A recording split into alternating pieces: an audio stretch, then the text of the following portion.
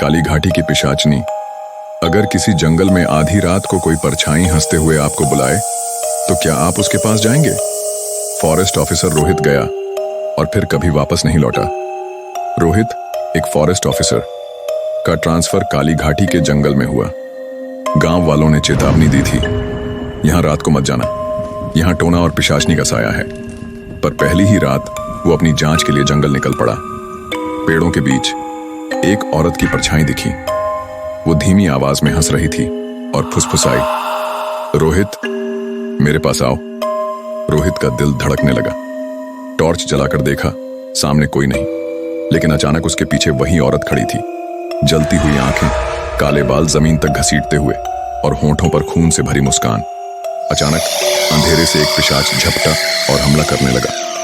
रोहित ने बंदूक चलाई और गोलियां ऐसे गायब हो गईं जैसे हवा निगल गई हो।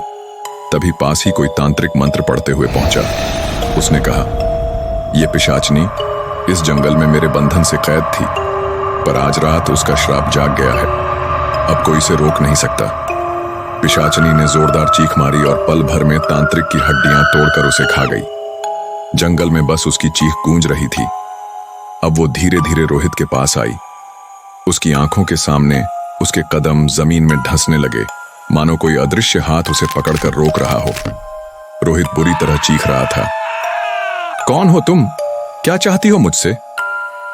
पिशाचनी उसके कान के पास झुककर बोली, मुझे तेरी जिंदगी चाहिए ताकि मैं फिर से जन्म ले सकूं। और अगले ही पल जंगल अंधेरे में डूब गया। सिर्फ एक चीख सुनाई दी, आहा, और उसके बाद हमेशा के लिए सन्नाटा।